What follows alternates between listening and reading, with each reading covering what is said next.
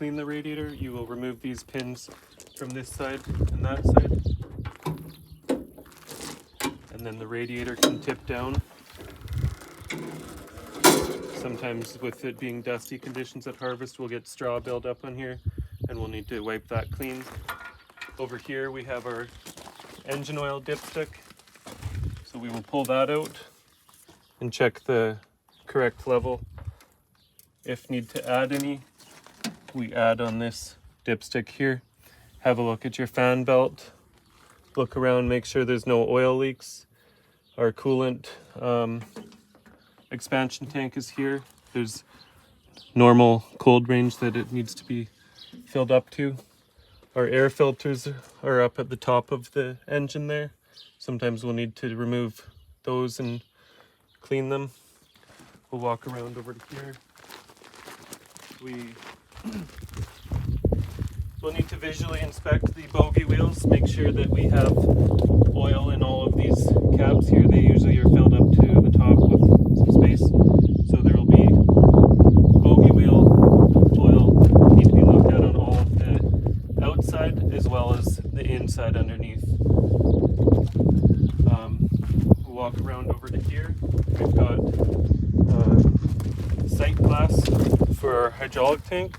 So this is the normal operating range. In between that range, we can see that it's a little bit low right now. So normal operating range would be somewhere in the middle through here.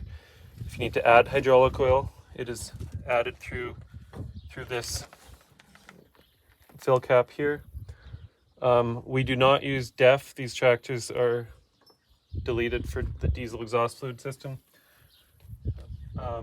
Inside here, we want to look for any leaks that could be happening. There is a sight glass on the transmission. I'll just get you to look inside there. You can see down at the bottom of the transmission, that sight glass on the frame there. There should be a level indicator. We have different grease points. The Quadtrac isn't as critical for greasing daily, but maybe once a week we have grease points down on the pivot point down here on that hinge there, and then there's some fittings that will go to the steering cylinder back there. We have a couple grease points on the drive shaft here on this bearing, and we have one down on this pivot point, but that you do not want to over grease. Maybe a couple shots once a week is enough.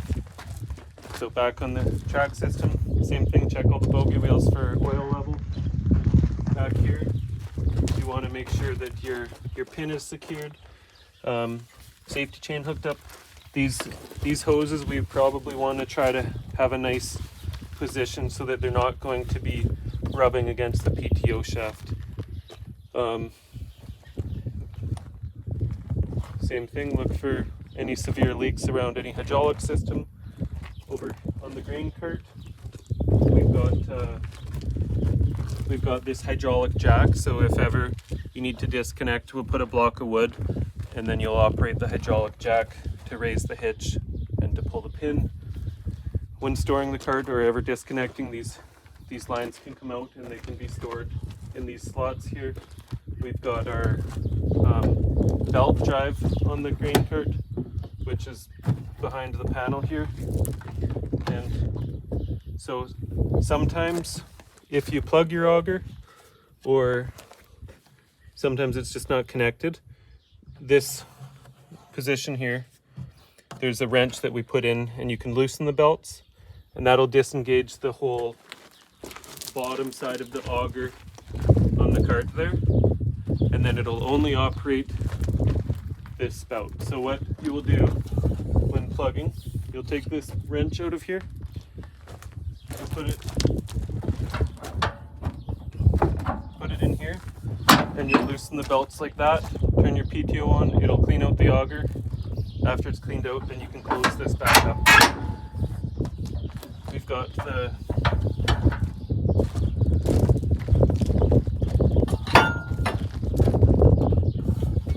this clean out door.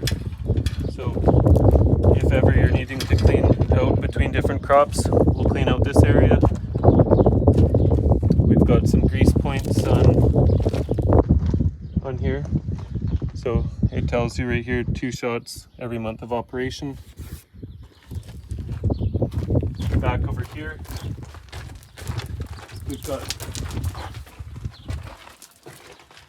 grease points all through here, and those can be greased frequently. Make sure that all of your lug nuts are tight, nothing's coming loose. There's grease fitting on that hub, grease fitting on this hub. Make sure all of the lug nuts are tight. Down below, there's these clean out doors. We want to make sure that all of those are closed when we're harvesting. And to close those, you take the same wrench that's up on the front of the auger there, and you'll close it up and then lock it with the bolt. Grain tarp, latches here, take it out for cranking. Same thing over here. Lug nuts, grease fitting. Lug nuts, grease fitting. There's a grease bank.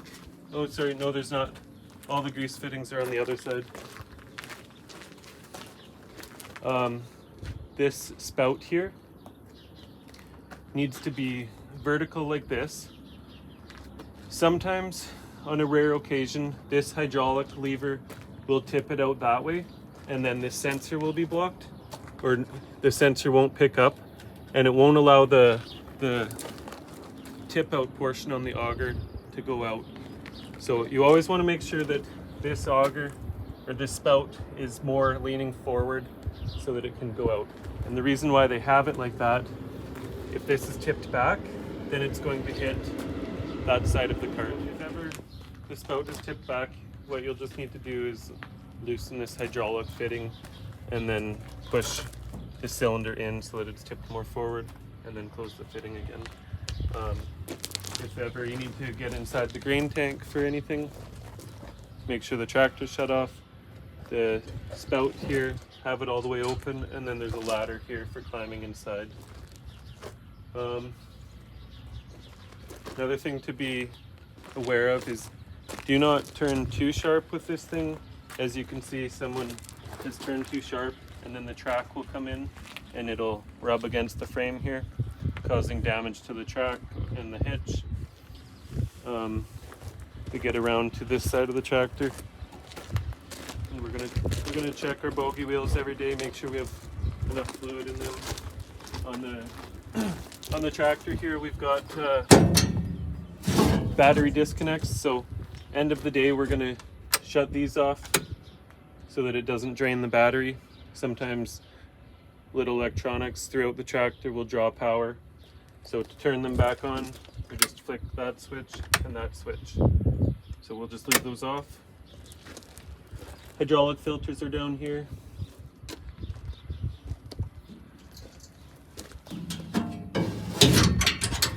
Back on the front here, bogey wheels, check for oil on the inside and out. So now we'll head up into the cab. We'll do a quick inside of the cab tutorial. So to lower the steering wheel down, we've got a foot switch, lowers down. This is your forward and reverse. So right now it's in park. Bring it out forward, reverse. We have a neutral switch here to make it go in neutral. Put it back in park. Left turn signal, right turn signal, and then there's a horn right here. Over here we've got our hydraulic remotes, joystick for hydraulics. Down here, don't need to worry about a whole lot going on there. Here is your engine throttle. Go forward for higher RPM, lower for lower RPM. Here's your power shift, so for shifting up a gear, push that. It'll indicate on the display here what gear you're in. So let's shift up, shift down. Climate control, wiper blades, headlights, and your radio. Down here we have our PTO on and off. Whenever turning your PTO on, always have your throttle back, never have it up, because putting that on, it will be a very hard engage on the PTO system.